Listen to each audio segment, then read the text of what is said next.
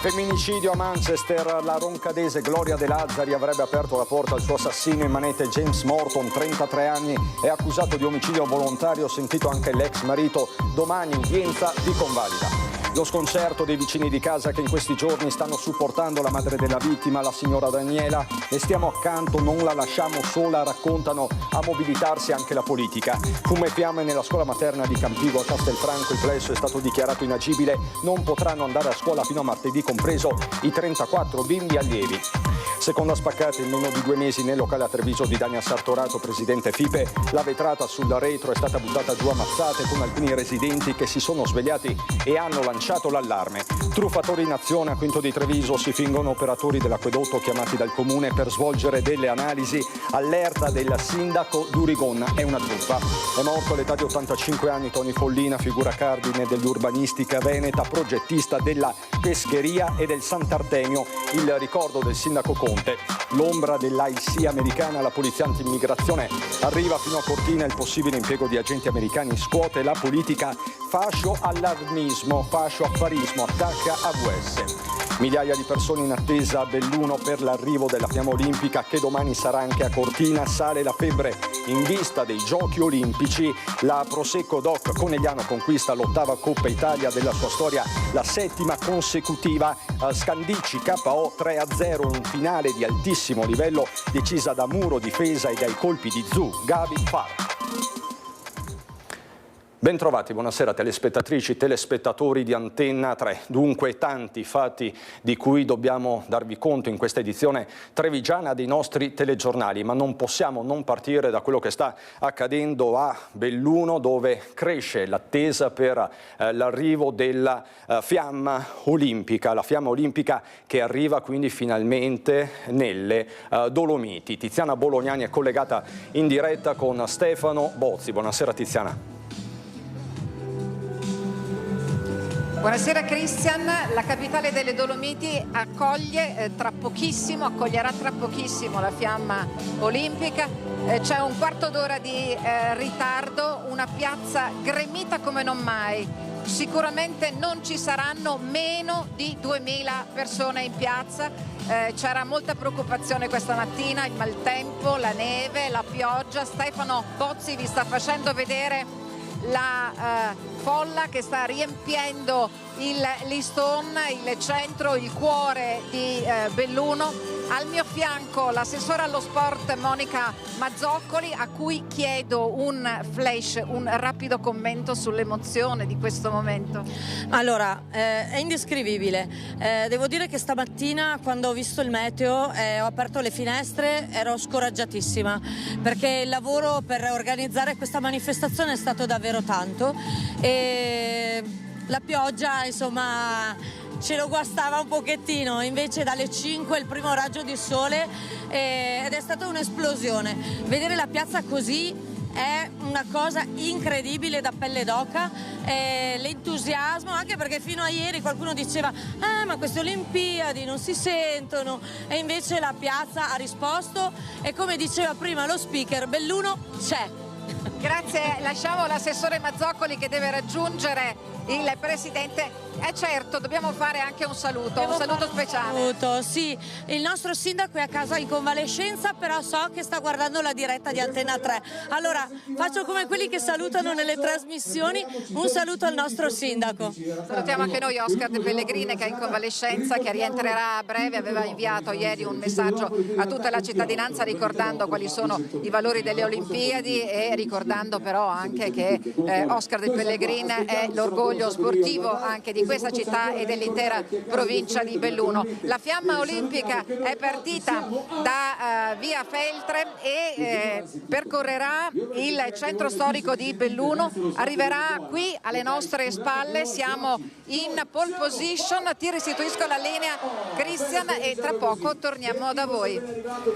Tiziana, quindi fra pochissimo ritorneremo sul Listone. Sono minuti, attimi davvero cruciali, importanti per il bellunese e le Dolomiti, ma andiamo per l'appunto alla cronaca. I fatti sono tanti: il femminicidio di Manchester in primo piano. Gloria De Lazzari avrebbe aperto la porta al suo assassino in manette James Morton, 33 anni, residente nello stesso quartiere, accusato di omicidio volontario. Nelle prossime ore si svolgerà l'udienza di convalida del fermo per James Morton, il 33enne accusato di aver ucciso Gloria De Lazzari. La 45enne è trovata senza vita nella sua abitazione a Manchester. Per il momento il movente e la ricostruzione del delitto sono al vaglio degli inquirenti inglesi. I detective di Manchester stanno mantenendo tuttora 2 canali aperti, uno telematico e uno telefonico, con un caldo invito, una calda esortazione alla cittadinanza a far pervenire loro eventuali testimonianze ed eventuali video della dinamica dell'ipotesi accusatoria. Certo è che sarebbe stata la vittima ad aprire la porta al suo assassino. L'uomo è accusato di omicidio volontario. Se dovesse essere convalidato l'arresto, per fine febbraio ci sarà l'udienza preliminare. Le prime parole del detective che sta conducendo le indagini. Si tratta di un caso in cui una donna ha perso la vita in circostanze davvero tragiche, ha riferito alla stampa inglese. Abbiamo lavorato intensamente per identificare Gloria e rintracciare i suoi familiari più stretti. Le indagini scattate subito hanno portato al fermo di James Morton, che sarebbe stato condannato anche per l'uccisione di una sedicenne, ma su questo l'avvocato della famiglia De Lazzari chiede cautela. In realtà, per le peculiarità procedurali penali anglosassoni, i precedenti, quindi quello che è il nostro casellario giudiziario banalmente, vengono resi ostensibili successivamente alla celebrazione dell'udienza preliminare. Quindi in questo momento neppure a me, in qualità di difensore dei prossimi congiunti della persona offesa, è dato sapere questo dato. È stato sentito dagli investigatori anche l'ex marito della vittima.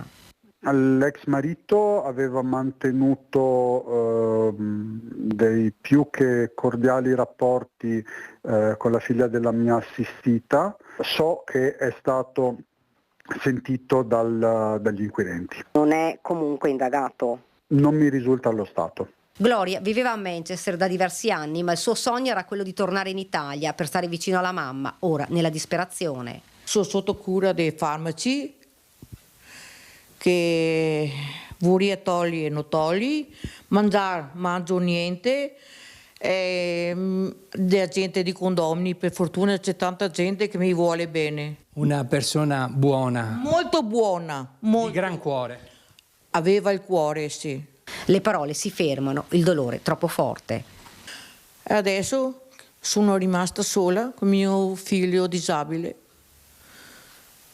È una cosa molto brutta. Tutti mi dicono per darmi forza, coraggio. Forza Daniela, forza. E vedrai che la superi. Non lo so se supero. Queste le parole della signora Daniela, che in questi giorni è supportata dai vicini di casa che abbiamo incontrato. Le stiamo accanto, non la lasciamo sola, ci dicono, e a mobilitarsi è anche la politica, con Fabio Chiesa che chiama il ministro agli esteri Tajani. Una ragazza tranquilla, una famiglia umile, persona normale. Nonostante fosse in Inghilterra si vedeva spesso, qui in paese veniva spesso? Ogni 2 o 3 mesi veniva spesso qua nel paese, sì. Spero che fanno giustizia per questa ragazza. Una ragazza di 45 anni che è andata per lavorare. Speriamo che c'è giustizia, almeno per la mamma. Ma io l'ho vista qua che non sei tanto. Era venuta a trovare la mamma. Sì. Una donna semplice e pacifica che aveva scelto di ricominciare una nuova vita lontano da casa, senza però mai dimenticare la famiglia di origine, in particolare la mamma Daniela, che spesso veniva a trovare qui in via Veronesi. Così a Musestre di Roncade ricordano Gloria De Lazzari, la 45enne uccisa a Manchester. L'ultima volta si era vista in paese poco prima di Natale. Il giovane Antonio Viscome in questi giorni è tra i vicini di casa che più si sono dati da fare per supportare parlare la madre della vittima, vedova da diversi anni e con un figlio disabile. Certo, gli stiamo vicino perché comunque ha anche una certa età, a parte la situazione che è accaduta, è ingestibile per qualsiasi persona, principalmente per lei che è sola e anche un po' debole. Quella sera che abbiamo saputo la notizia abbiamo chiamato subito la Farnesina e chi di dovere per saperne un po' di più, e poi l'abbiamo fatta affiancare da un avvocato per capire meglio come è andato il tutto, quindi adesso è tutto in mano a un avvocato. Ci siamo là, ogni pomeriggio rientriamo a casa, qualsiasi impegno che abbiamo andiamo sempre a suonargli, gli stiamo sempre vicino, siamo sempre in contatto con lei per sentirla su tutto. Quanto al delitto, le informazioni sono poche e frammentarie. Il killer della 45enne roncadese sarebbe già stato coinvolto in fatti di violenza e sangue. L'ipotesi emersa sui media oltremanica indigna chi Gloria la conosceva. Se questo è un assassino con delle cose recitive che ha già ammazzato qualcun altro, è gravissimo che sia ancora libero. Questa persona deve pagare per questa cosa, per qualsiasi reato che ha commesso. Quando veniva Gloria comunque non dico che era una festa, però eravamo piacevoli andare a suonargli, a sapere come andava, come tutto, quindi comunque un dispiacere sapere tutto quello che è successo. A mobilitarsi anche la politica. Fabio Chiesa, sindaco di Conegliano e coordinatore provinciale di Forza Italia, farà un ulteriore passaggio con il titolare della Farnesina, il segretario azzurro e vicepresidente del Consiglio Antonio Tajani. Io penso che sia una situazione che ha ghiacciato il sangue nelle vene a tutti noi. Sentiremo Tajani, proveremo a capire anche da lui cosa si può fare, perché è una famiglia che ha bisogno in questo momento che tutti le stiamo vicino e di sentire anche le istituzioni vicino. La nostra vicinanza in questo momento è per tutti loro, però ripeto, faremo di tutto per interessare le istituzioni e anche Tajani in questi giorni. Fumo e fiamme nella scuola materna di Campigo, siamo a Castelfranco Veneto, il plesso è stato dichiarato inagibile, non potranno andare a scuola fino a martedì, compreso i 34 bambini che frequentano allievi della struttura. A prendere fuoco oggi il quadro elettrico al piano terra della scuola materna dell'Istituto Comprensivo 2 in via Calcara. Sul posto sono intervenuti i vigili del fuoco del distaccamento di Castelfranco Veneto, i volontari di Asolo che hanno spento l'incendio e provveduto alla reazione dei locali. L'origine delle fiamme è riconducibile con ogni probabilità a un cortocircuito. Presenti sul posto il responsabile comunale dei lavori pubblici e la dirigente scolastica. Le operazioni di messa in sicurezza si sono concluse nel pomeriggio. Mercoledì, spiega il sindaco di Castelfranco Veneto Stefano Marconna, i bambini verranno ospitati presso la scuola elementare di Campigo, dove ci sono degli spazi liberi. La materna, infatti, oltre ad aver bisogno della sostituzione dell'intero quadro elettrico, necessita di una bonifica totale. Queste le parole dunque del primo cittadino. Seconda spaccata in meno di 2 mesi nel locale di Dania Sartorato, presidente della FIPE, la Federazione degli Esercenti. La vetrata sul retro del locale è stata buttata giù a mazzate, con alcuni residenti che si sono svegliati nel cuore della notte e hanno allertato le forze dell'ordine. Sono amareggiata, ma dobbiamo andare avanti, dice Sartorato. Presumo che siano le stesse persone o comunque la stessa persona che avendo trovato qualche cosa perché cercano contanti, avendo trovato anche pochi contanti la volta scorsa, magari ci ha riprovato e forse se non viene preso potrebbe riprovarci ancora. Più che un sospetto è quasi una certezza quella di Dania Sartorato, presidente di FIPE, la Federazione degli Esercenti e titolare del Lancia Caffè di via Monterumici a Treviso, zona INAIL, visitato per la seconda volta nel giro di 2 mesi. Un'altra spaccata, stavolta sul retro del locale, con la vetrata antisfondamento buttata giù letteralmente a mazzate. Nella precedente occasione era stato usato un tombino, era la fine di novembre. I colpi nel cuore della scorsa notte sono stati avvertiti dagli stessi residenti che hanno chiamato le forze dell'ordine. Quando noi siamo arrivati sul posto i carabinieri erano già lì, hanno fatto numerosi rilievi anche di tracce ematiche, sangue, oggetti rimasti a terra da questo ladruncolo che poi se n'è rapidamente andato. Fuggito con un bottino di pochissimi spiccioli. Del resto lo stesso locale è chiuso nel fine settimana. Anche a novembre l'autore del colpo aveva lasciato tracce di sangue nel locale, a dimostrazione della veemenza usata per la spaccata. Non nasconde amarezza Sartorato, che proprio in qualità di presidente FIPE ha avviato con la prefettura diverse iniziative in materia di sicurezza. Fatti come questi fanno perdere la voglia di continuare, ma dobbiamo trovare la forza di andare avanti e confrontarci come esercenti e farlo con coraggio, il pensiero di Sartorato. Questo purtroppo mette un po' di amaro, ecco, lascia un po' di amaro, però diciamo che sono fiduciosi che appunto ci siano delle svolte nelle indagini. Furti anche nel Montello. Nella notte un fiorino è stato rubato dall'azienda Nonna Maria di Crocetta, dove i ladri hanno lasciato una Yaris rubata precedentemente a Montebelluna. Immediata anche qui la chiamata ai carabinieri. Torniamo alla cronaca fra poco, ma adesso dobbiamo andare a Belluno. Sono attimi clou. In diretta per noi c'è Tiziana Bolognani con Stefano Bozzi. Siamo sul listone, nel cuore del capoluogo. Tiziana. Sì, Christian, allora come vedi manca davvero pochissimo perché si sono accesi tutti i telefonini e si sta cominciando ad alzare la tensione. Io approfitterei di questo momento perché vicino a me ho l'assessore Monica Di Mattia del comune di Cortina e con lei ci vedremo certamente domani sera, perché vi ricordo che saremo in diretta anche per l'arrivo della Fiamma Olimpica a Cortina, a 70 anni esatti dal quello storico 1956. Assessore Di Mattia, ci dice qual è l'emozione di questi momenti? È un momento magico, davvero, vedere questa piazza piena di gente, ma soprattutto dell'entusiasmo e della magia che si respira. È un'aria incredibile. Stasera siamo a Belluno e domani sera vi aspettiamo a Cortina, tutti insieme. E allora domani sera con l'assessore De Mattia ci vedremo a Cortina e nel frattempo Stefano vi sta inquadrando il listone. Vi ho detto poco fa che ci sono sicuramente non meno di 2000 persone. È una festa che è iniziata alle 5 di questo pomeriggio e già alle 5 di questo pomeriggio la piazza era gremita.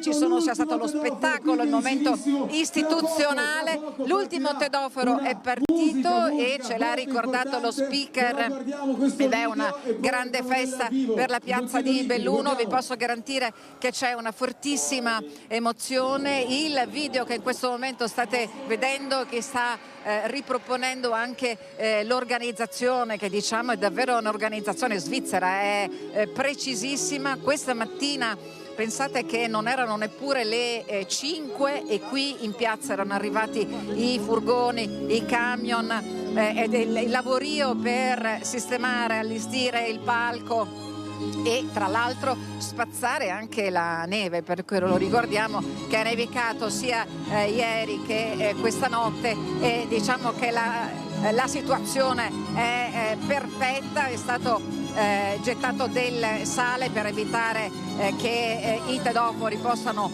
scivolare. C'è grandissima emozione con Stefano Bozzi che vi sta inquadrando proprio il punto esatto. Siamo più o meno all'altezza dell'uscita di Porta Dante. I tedofori hanno percorso a ritroso via Feltre, sono entrati in via Caffi e poi sono passati davanti al palazzetto dello sport, al Pala de Mas, per risalire via Simon da Cusighe e fare attraverso Porta d'Oiona il centro storico, il passaggio del centro storico di Belluno, via Sant'Andrea, piazza del Duomo. Si accendono luci e telefonini perché il tedoforo sta arrivando. Non sappiamo chi sia perché il suo nome è ancora in questo momento top secret. Noi speriamo si tratti di Davide Giozet, del nostro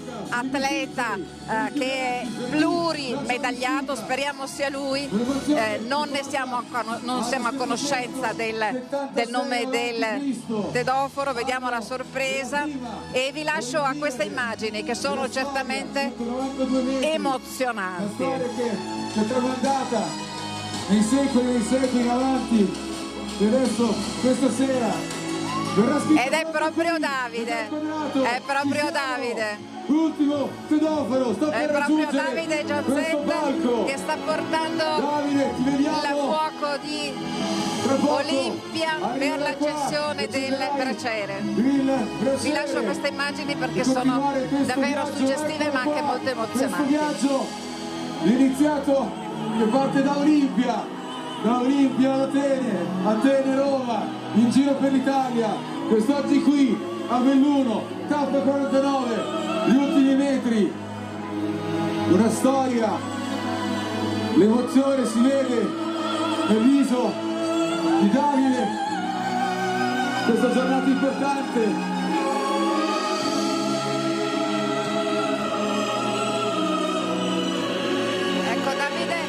Sfilerà proprio davanti a noi, eccolo, sta per salire sul palco. Stiamo per scrivere un'opera grandissima, immensa, unica, storia, un'altra pagina di storia olimpica per Milano Cortina 2026, gli ultimi metri per Davide per accendere il braciere e illuminare Belluno. Siamo vicinissimi alla storia, gli ultimi istanti.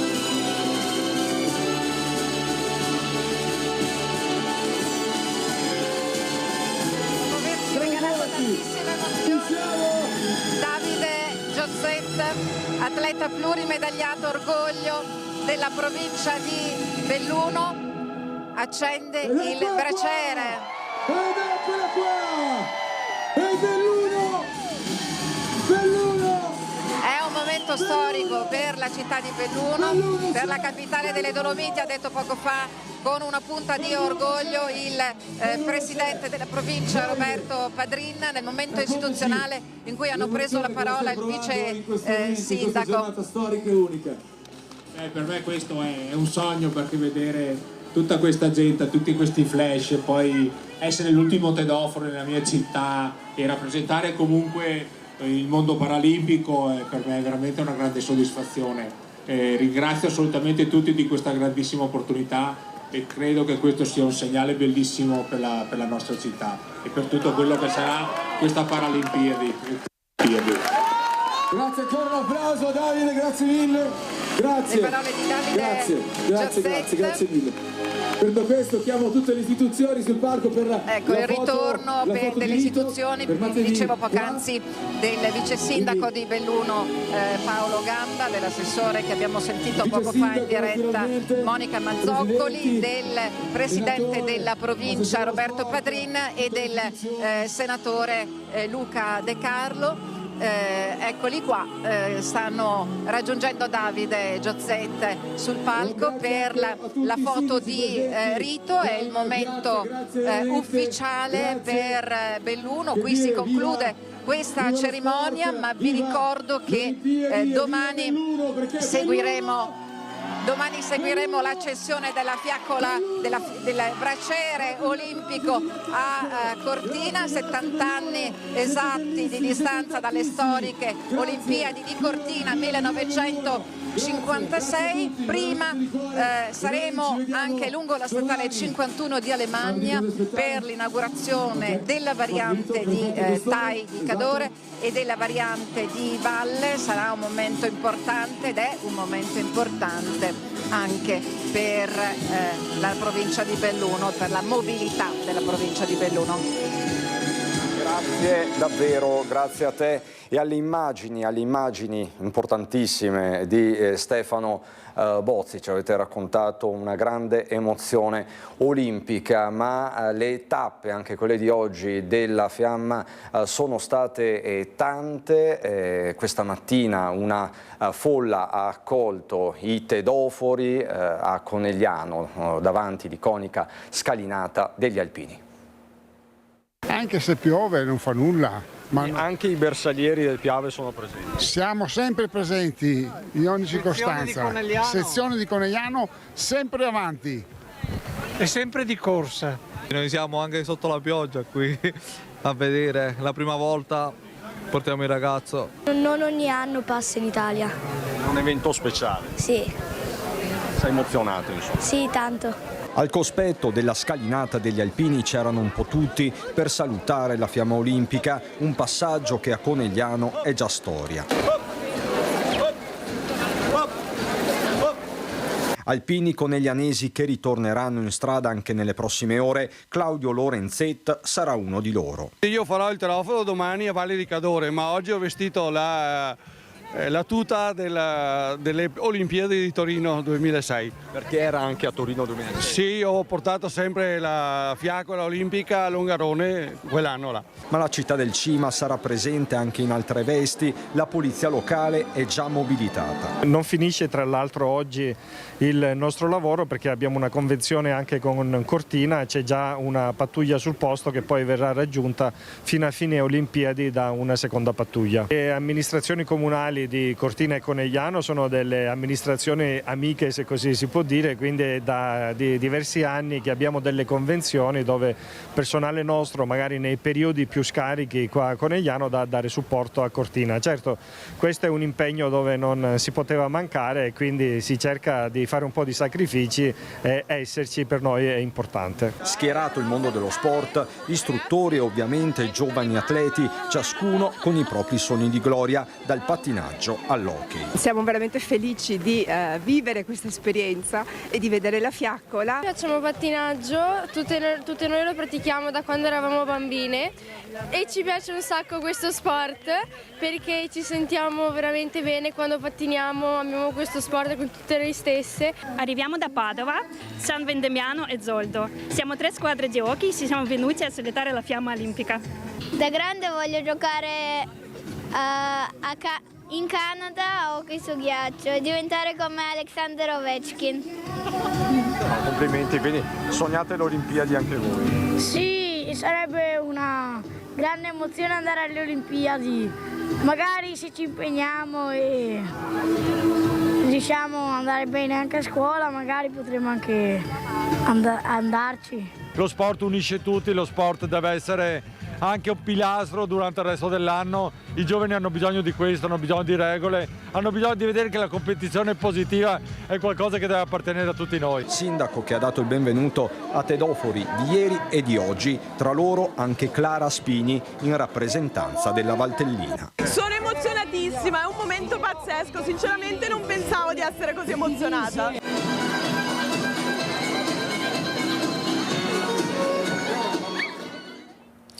Ma ci sono anche le polemiche olimpiche, una in particolare riguarda l'impiego dell'IC, la polizia anti-immigrazione americana, di cui tanto si sta parlando in questi giorni, in queste ore, per i fatti del Minnesota, con la politica regionale che si spacca.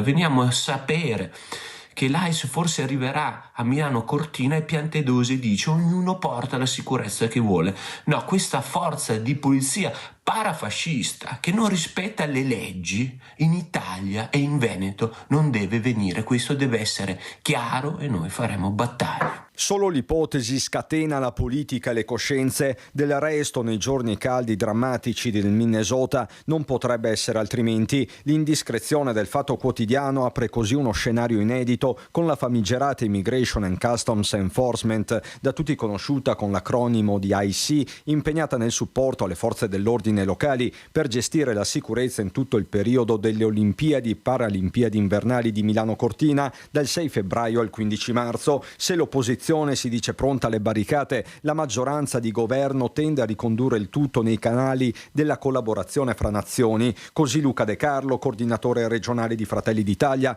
nel corso della nostra prima edizione. Io non ci trovo nulla di strano se anche dovessimo richiedere l'aiuto per gestire un evento straordinariamente importante ma straordinariamente delicato come quello delle Olimpiadi. Credo che se si possono usare tutte le accortezze, anche se Piantedosi oggi ha detto non mi risulta che ci sia l'AIS e tantomeno Tajani, ma se anche dovessero esserci all'interno di un'ottica di collaborazione, gridare al pericolo, sicurezza e quant'altro perché ci sono le forze di sicurezza mi sembra assolutamente il contrario di quello per cui le forze di sicurezza sono utilizzate, cioè garantire la sicurezza dei cittadini. Stiamo assistendo alla costruzione di un mondo pericoloso che provo a definire come fascio affarista. l'ICE uccide una donna di 37 anni e Trump commenta: daremo l'immunità assoluta perché era una radicale. Cioè passa l'idea che un nemico politico possa essere ucciso,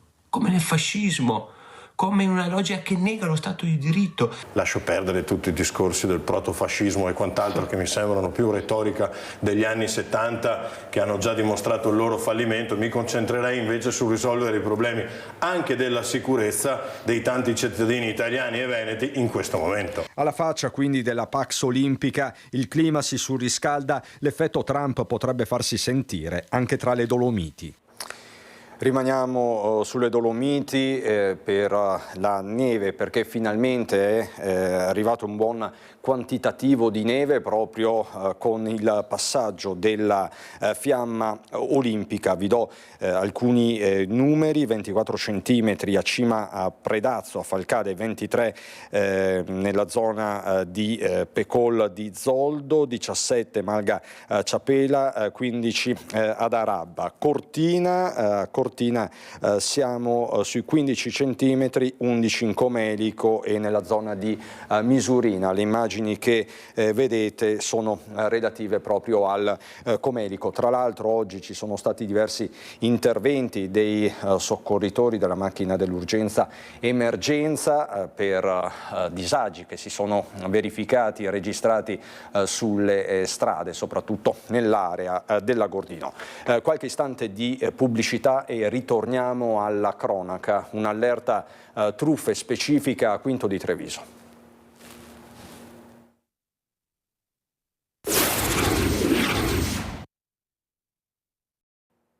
Ritorniamo in diretta per la cronaca. Quinto di Treviso, c'è un'allerta truffe specifica.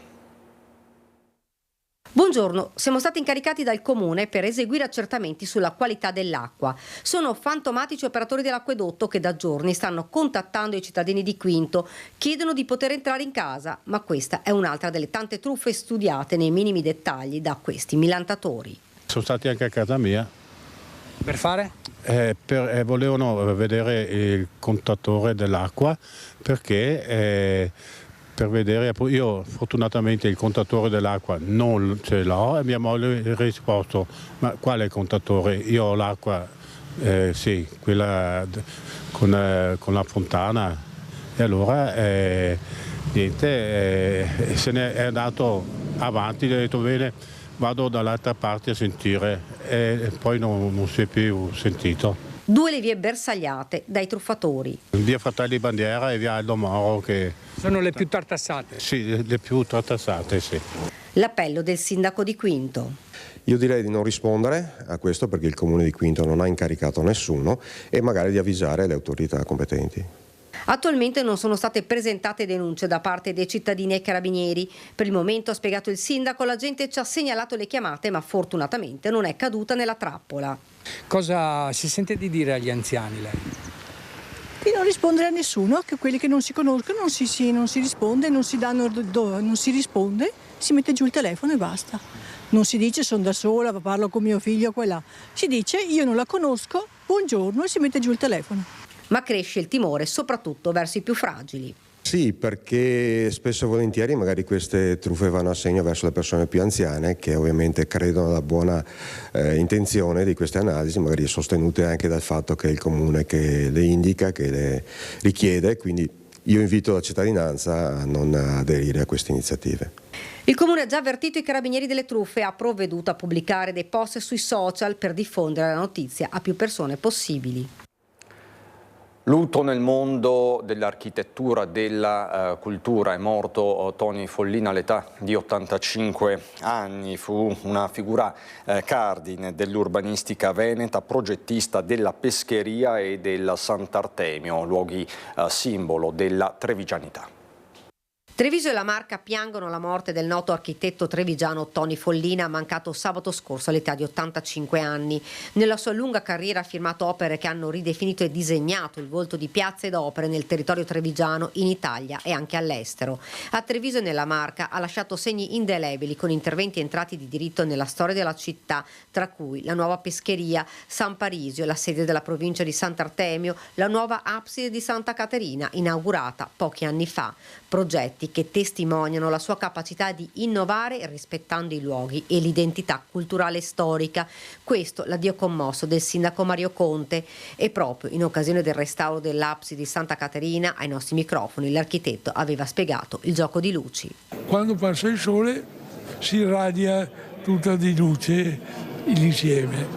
Ecco, questo è una roba semplice, complicata, ma diciamo sofferta, anche 18 anni di lavoro. Nato a Conegliano nel 1941, Follina si è laureato in architettura e in seguito ha frequentato i corsi di scultura all'Accademia di Belle Arti di Venezia. Ha iniziato a lavorare nel 1961 collaborando negli anni 70 in Africa e successivamente negli anni 80 con Silvano Zorzi in Arabia Saudita e in America Latina. Fra i progetti da menzionare la grande biblioteca di Montebelluna nel 2002, il municipio di Nervesa della Battaglia e l'ultimo in ordine di tempo, la nuova piazza pedonale di Mogliano Veneto che va ad aggiungersi a quelle di Oderzo e Possagno. Voglio esprimere a nome mio e di tutto il Consiglio provinciale il massimo cordoglio per la scomparsa del grande architetto Tony Follina, le parole del presidente della provincia Stefano Marcon, un grande uomo appassionato e visionario, capace di progettare opere rimaste nella storia. Parliamo adesso di lezioni di volontariato, quelle che si sono tenute nei giorni scorsi al liceo Canova di Treviso. Un momento fondamentale, un momento importantissimo per il volontariato, perché ci dà la possibilità di entrare nelle scuole e di far immaginare un volontariato capace di divenire funzione sociale, di divenire pensiero sociale.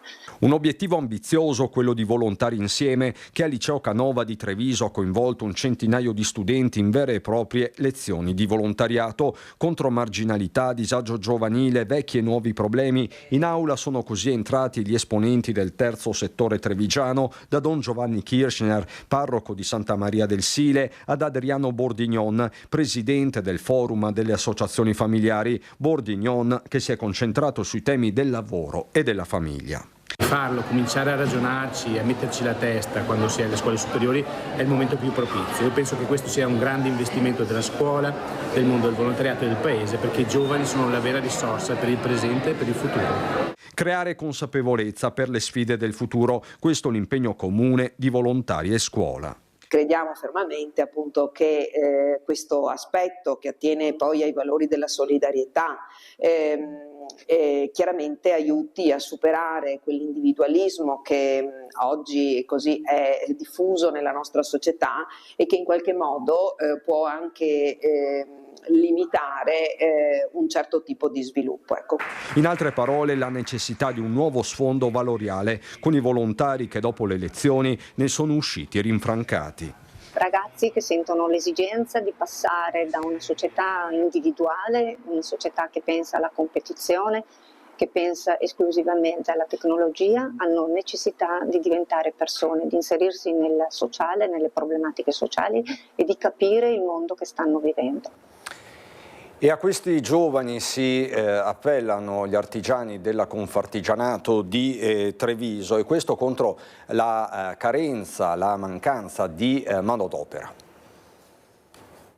Entro il 2030 mancheranno in Veneto 280.000 lavoratori qualificati e per risolvere questa grande emergenza c'è la necessità di integrare sempre di più gli istituti di formazione professionale e gli istituti di formazione tecnica con il mondo delle imprese del nostro territorio. Non per forza bisogna laurearsi nella vita, credo che un giovane possa essere valorizzato e possa sentirsi realizzato anche se fa parte di un percorso professionale. Al grido d'allarme veneto del presidente Alberto Stefani fa eco quello sul territorio trevigiano del presidente di Confartigianato Armando Sartori.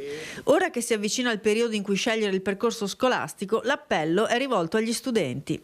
Non dobbiamo pensare agli istituti di formazione tecnico-professionali come a scelte di Serie B. Sono scelte assolutamente di Serie A che portano direttamente dai banchi di scuola all'interno dell'azienda. Pensiamo allo strumento dell'apprendistato duale, che sono quelle forme che integrano il mondo del lavoro direttamente nel mondo della scuola e viceversa, perché è da là che nasceranno i nuovi imprenditori di cui il tessuto socio-economico ha assolutamente bisogno. Le aziende hanno bisogno di nuova forza lavoro, anche tecnologica, dunque è normale rivolgersi ai giovani e alle loro famiglie. È ormai da anni che in maniera sistematica entriamo nelle scuole dei giovanissimi, quindi nelle scuole medie, ma addirittura nelle scuole elementari per, passatemi il termine, per vendere questo l'affascinante mondo dell'impresa artigiana. Vediamo sicuramente negli sguardi dei bambini, dei ragazzini, un interesse che poi magari nel tempo va anche perso, però noi abbiamo anche tanto fascino da vendere, tanta cultura che è poi la cultura del lavoro e che è la passione per le cose belle.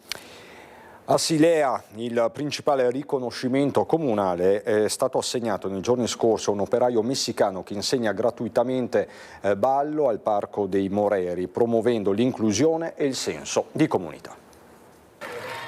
Guardiamo anche a quelli che sono i messaggi migliori che esprime la nostra comunità e che ci permette di guardare al futuro col sorriso e con grande fiducia. Cittadini e associazioni che si sono distinti sul fronte dell'inclusione sociale, protagonisti della 17ª edizione del Premio Città di Silea. Ad aggiudicarsi la benemerenza, tra 15 candidature, il 52enne messicano Luis Antonio Arroyo, operaio in Italia dal 2000 e a Silea dal 2006, che da 3 anni tiene lezioni gratuite di ballo al Parco dei Moreri ogni sabato pomeriggio. Così è nato il gruppo Ritmicamente, che oggi conta una 50ina di partecipanti, dai 7 agli 82 anni, tra cui una ventina di persone con disabilità. All'inizio eravamo 6-7 ragazzi. Io non pensavo sinceramente che arrivassimo a circa 50 persone. È un momento molto bello e conviviale con i ragazzi con disabilità e con gli adulti. Si è creata una piccola comunità, diciamo, dentro del nostro gruppo dove non ci sono differenze. Per me i ragazzi sono soltanto ballerini che hanno delle potenzialità diverse. Menzioni speciali al gruppo Donne Eventi Solidali di Sant'Elena, al falegname artigiano Renato Nascimben e alla corale Marziano Mattiazzi. Per il vincitore un riconoscimento e uno sprone ad andare avanti, dal momento che il gruppo, creato intorno alle sue lezioni, non solo ha permesso di intessere amicizie e legami tra i partecipanti, ma in particolare per i giovani costituisce un'importante valvola di sfogo. Il ritmo che ha la musica e che coinvolge a questi giovani ti toglie il pensiero e hai la libertà in quel momento di essere te stesso, di ballare, di liberarti. Il ballo lo utilizziamo come strumento per liberarsi di una brutta giornata e ti dà tantissima soddisfazione, ti libera e ti dà tantissima allegria. Giornata di soddisfazioni, e che soddisfazioni per Conegliano dopo il passaggio della fiamma olimpica. Anche la Coppa Italia rimane nella città del Cimani. Moco Volley vince su Scandicci in 3 set, punto su punto. Le trevigiane conquistano il titolo con 31-29, 26-24 e 27-25. Si tratta dell'8ª Coppa Italia vinta dalle Pantere e il 30° titolo nella storia del club trevigiano. Dopo le 2 finali perse, quella della Supercoppa italiana e poi il mondiale per club in Brasile proprio contro Scandicci, oggi a Torino le trevigiane si sono vendicate. Una finale di altissimo livello decisa da muro, difesa e dai colpi di Zu, Gabi e Far. Una sfida combattutissima e di livello internazionale con alcune delle migliori pallavoliste al mondo in campo.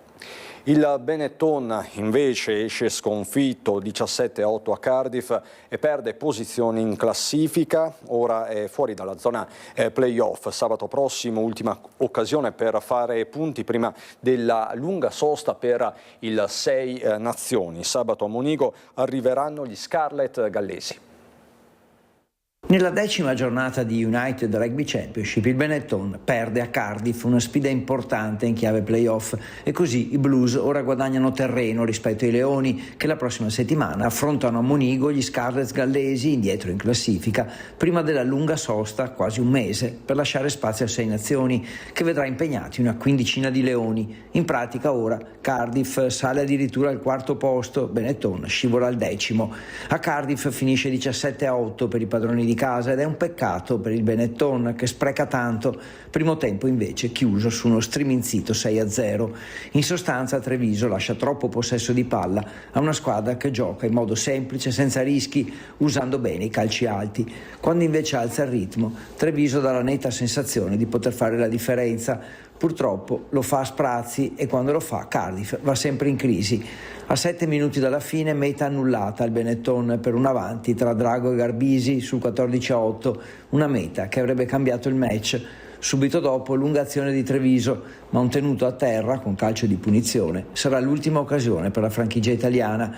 A 10 secondi dalla fine la beffa con il calcio tra i pali di Lloyd, che toglie ai Leoni anche il punto di bonus. Benetton tra l'altro ritroverà proprio Cardiff a Monigo il 4 aprile per gli ottavi di finale di Challenge Cup e i tifosi sperano naturalmente che finisca in modo diverso.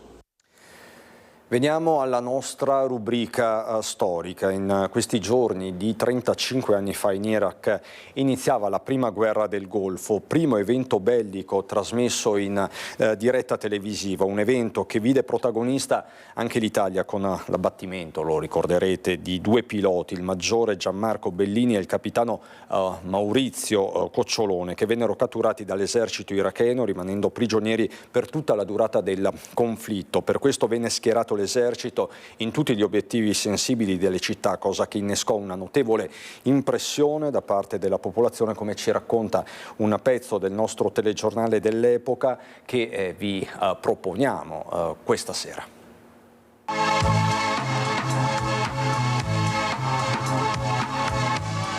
Buonasera, c'è ancora dunque preoccupazione, ma la speranza di rivederlo vivo è aumentata. Gianmarco Bellini, il maggiore dell'aeronautica militare, dovrebbe essere vivo dopo che la televisione irachena ha fatto vedere le immagini del suo navigatore Maurizio Cocciolone. Nel paese natale di Bellini, a Pressana nel Veronese, si attendono con ansia notizie confortanti, anche se purtroppo tutti i prigionieri di guerra, secondo le dichiarazioni del dittatore Saddam Hussein, saranno sistemati vicino a installazioni militari. Intanto anche nella nostra provincia si continua a vivere con apprensione le vicende della guerra. Sono molti i riflessi e le conseguenze di questo conflitto anche qui da noi. Vediamo il primo servizio di Daniela Brussato. La guerra nel Golfo e le paure ad essa legate hanno i loro riflessi anche qui in provincia. Un evento che fa pensare e vivere questi giorni forse con meno superficialità, ma non si può esagerare interpretando ogni comportamento come derivato di quella riflessione. Se ieri le discoteche hanno registrato un calo sensibile delle presenze, si parla del 30%, in compenso i cinema erano affollati. Si può casomai constatare che sono stati preferiti film di contenuto, come ad esempio Il tè nel deserto di Bertolucci, piuttosto che di evasione come l'ultimo di Verdone. Meno desiderio di divertimento forse. Anche in tutti gli incontri sportivi trevigiani di ieri si è osservato il minuto di silenzio. Vediamo nelle immagini lo stadio tennis di Treviso. E del resto in città i presidi militari e alcune norme di sicurezza prese nei confronti dei cosiddetti obiettivi sensibili contribuiscono a creare un clima vagamente bellico. Il picchetto davanti al palazzo della SIP nel centro storico o quello all'acquedotto comunale non sono lì per caso e se non altro servono a ricordare che per quanto relativamente lontana la guerra rimane un peso incombente dinanzi al quale occorre rimanere allerta. Si sono scemate oggi le manifestazioni studentesche messe in atto nei giorni scorsi in tutta la Marca, non si placa il dissenso e forse la scelta dei giovani di riprendere le lezioni dopo una settimana di protesta è più matura di coloro che in gruppi sparuti e alla chetichella stamane hanno marinato. Da parte loro le agenzie di viaggi registrano un più che prevedibile blocco delle prenotazioni per il Medio Oriente e si è decisamente arrestata anche ogni richiesta di volo per gli Stati Uniti, ritenuti obiettivo seriamente a rischio di attentati terroristici. Oggi, come allora, i venti di guerra scuotevano le coscienze, la società civile, questo in attesa, si spera, della cosiddetta Pax olimpica. Io non ho ulteriori aggiornamenti né dalla provincia di Belluno né da Treviso, e quindi tutto. Vi lascio subito dopo la sigla alle previsioni del tempo. Buon proseguimento di serata.